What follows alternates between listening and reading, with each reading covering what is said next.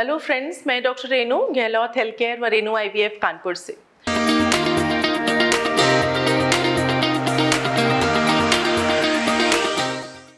आज हम लोग बात करेंगे एंडोमेट्रियल पॉलिप्स के बारे में, जो एक बहुत ही छोटी सी चीज़ है, कुछ सेंटीमीटर की, जो बच्चेदानी की अंदरूनी एंडोमेट्रियल कैविटी में होती है, बट परेशानी महिला को बहुत ज़्यादा देती है। एंडोमेट्रियल पॉलिप एक बहुत ही छोटी सी मांस की गांठ जो बच्चेदानी के अंदर मिलती है और हार्मोनल इम्बैलेंस की वजह से ज़्यादातर केसेस में देखी गई है। एक बच्चेदानी के अंदर गांठ होती है फाइब्रॉइड, जिसको हम सबम्यूकस मायोमास कहते हैं। जो बच्चेदानी के अंदर फाइब्रॉइड्स होते हैं उसको सबम्यूकस फाइब्रॉइड्स कहते हैं, लेकिन यह गांठ मांस की बनी होती है, ये ट्यूमर वाली गांठ नहीं होती है। ज़्यादातर रिप्रोडक्टिव एज ग्रुप यानी कि 15 से 45 वर्ष की महिलाओं में यह गांठ देखने में आती है और जिसकी वजह से महीने में बहुत अधिक समस्याएं देखने में आती हैं। महीना जल्दी जल्दी आता है, पीरियड्स के दौरान अत्यधिक ब्लीडिंग हो सकती है, क्लॉट्स आ सकते हैं, बहुत ज़्यादा दर्द महिला के पेड़ों में और पीरियड्स के दौरान भी होता है। पीरियड आने का बंद होने का कोई समय नहीं रह जाता।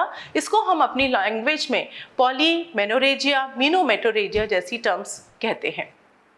इसकी वजह से पेशेंट को एनीमिया भी हो जाता है, नॉर्मल डेली क्वालिटी लाइफ बहुत उसकी इफेक्ट होती है। साथ ही साथ इनफर्टिलिटी के केसेस में भी 10 से 20% केसेस में एंडोमेट्रियल पॉलिप्स देखे गए हैं।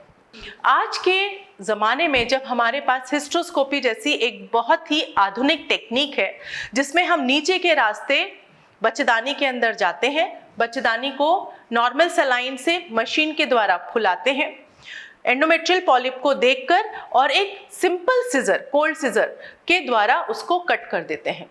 यह पॉलिप एक भी हो सकता है और जिसमें एक खून की नस भी अंदर तक जाती है, इसलिए देखकर करना बहुत ज़रूरी हो जाता है।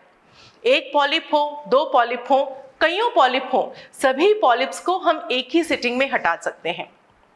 पेट में कहीं किसी तरीके का कोई चीरा लगाने की ज़रूरत नहीं है। मात्र 5 से 10 मिनट का ये प्रोसीजर है जो महिला को इतनी बड़ी बड़ी परेशानियों से, मेंस्ट्रुअल जितनी भी परेशानी है उनसे बचाता है।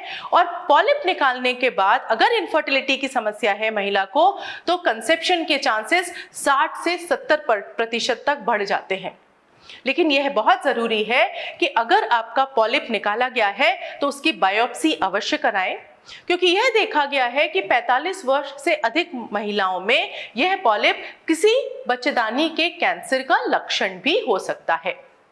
यह पॉलिप एंडोमेट्राइटिस या बच्चेदानी के इन्फेक्शन की वजह से भी हो सकता है, हार्मोन्स की गड़बड़ी की वजह से भी हो सकता है।